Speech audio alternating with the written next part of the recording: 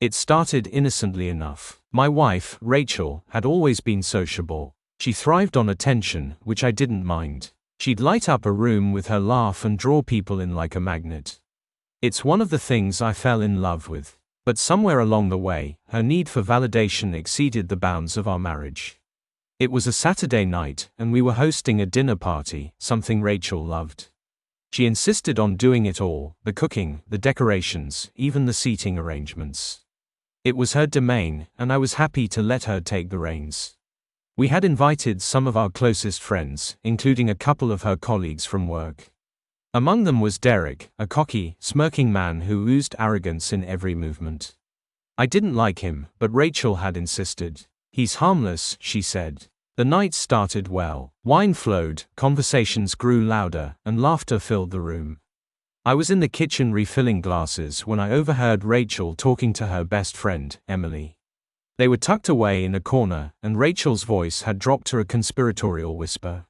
I wouldn't have paid attention except for the way she said it, with a mix of giddiness and pride.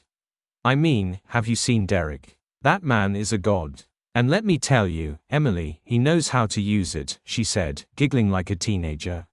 I froze. My heart thundered in my chest, and my hands went numb. The words were so jarring, so surreal, that I thought I must have misheard.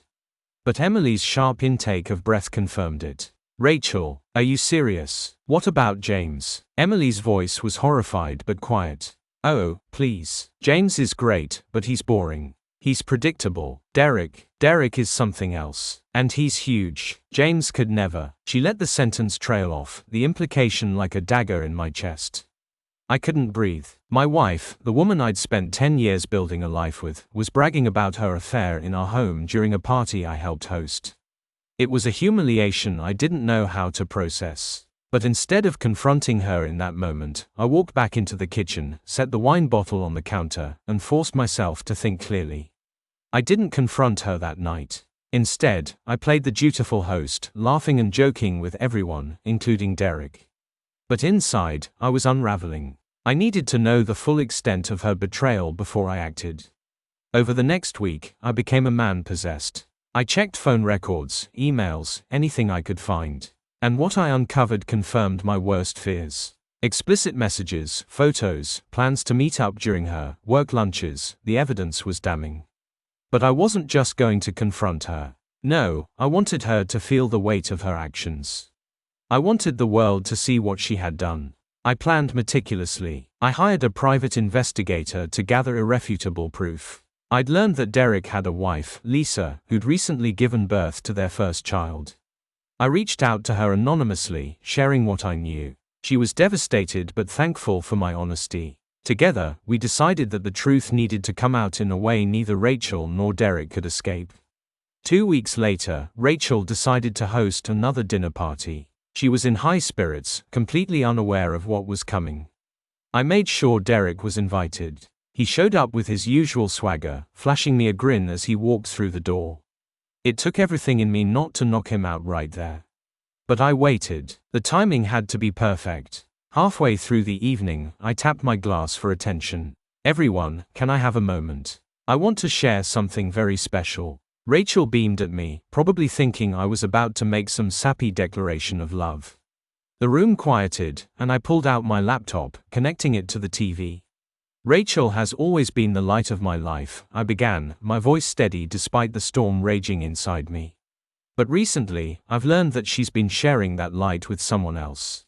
Confusion spread across the room. Rachel's smile faltered. "James, what are you talking about?" she asked, a nervous laugh escaping her.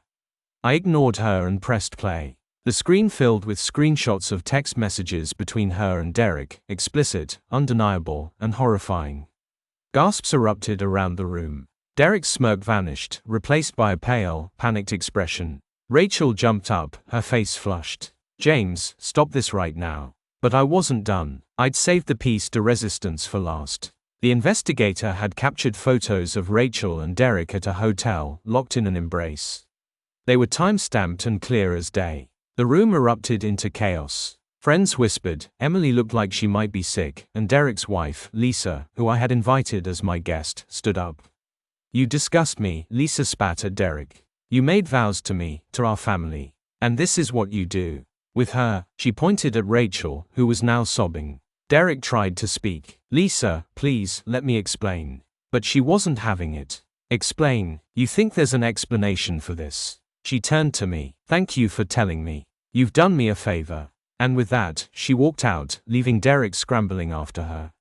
The room fell silent. All eyes were on Rachel, who was a wreck. She turned to me, her voice trembling. James, please. Let's talk about this privately. I shook my head. Privately? You bragged about him in our home, during a party I helped you host. You humiliated me without a second thought. Now you can face the consequences in front of everyone. She collapsed into a chair, covering her face with her hands. The sympathy she might have hoped for never came. Our friends were too stunned, too betrayed by the deceit they'd been unwittingly complicit in. Over the next few days, Rachel tried everything to win me back. She begged, she cried, she even tried blaming me for not being exciting enough. But I was done. I filed for divorce, and when we divided our assets, I made sure the world knew why. She lost friends, respect, and the life we'd built together. Derek didn't fare much better. Lisa took him to the cleaners in the divorce, and the scandal ruined his career. As for me, I'm moving forward. It's not easy, but there's a strange sense of peace in knowing I stood up for myself, that I refused to be a doormat. And while Rachel and Derek are left to pick up the pieces of the shattered lives, I'm building something better, without them.